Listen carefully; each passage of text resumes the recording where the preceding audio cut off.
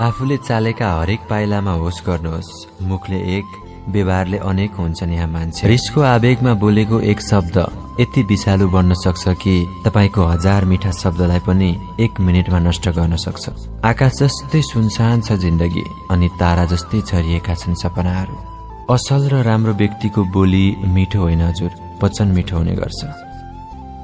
जब मन भित्रैबाट दुखेको हुन्छ नि, तब दुनियासँग मात्र होइन, आफ्नै हुन् भन्नेसँग पनि बोल्न मन लाग्दैन रहेछ। कुरा काट्नेले काट्दै गर्छन्, आफू हाँस्न छाड्नुहुन्न। समय आएपछि जल्नेहरू सकिन्छन्। सबैको प्यारो भएर सुगा जस्तै पिञ्जडामा थुनिनु भन्दा सबैको नराम्रो भएर काग जस्तो स्वतन्त्र रूपमा आकाशमा उड्नु जाति। नारी जति कोमल हुन्छन् नि, परि आएमा उत्तिकै कठोर बन्न पनि सक्छ। कसैलाई गिराएर हेपेर बोल्दैमा तपाईँ आफूलाई मान सम्झिनुहुन्छ भने तपाईँ जति गिरेको मान्छे कोही हुँदैन।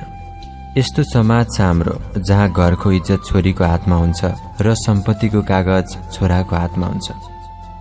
सबैले भन्छन् दिनमा व्यस्त हुनुहोस्, रातमा आफै निन्द्रा आउँछ, तर भोग्नेलाई मात्र थाहा हुन्छ रातको एकान्तमा पीडाले सुत्न दिँदैन भनेर। आफू त दुःखमा हुर्केको मान्छे हो, कसैको दुःख देख्यो कि आँखामा आँसु रसाइहाल्छ।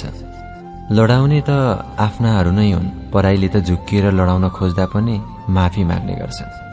मनसँग माया गर्ने चलन त मुना र मदनको पालामा थियो, अहिले त पैसा र रूपसँग गर्ने गर्छ। पैसा सबै थोक होला, तर खुसी भन्दा ठुलो पक्कै होइन।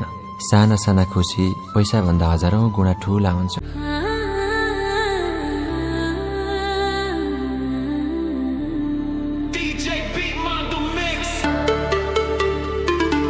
जिन्दगीको भर त छैन, तर पनि भोलिको लागि भनेर हामी कति दौडधुप गर्ने गर्छौं। भरोसा र सिसा उस्तै हुन्, एकपल्ट टुटेपछि फेरि पहिले जस्तो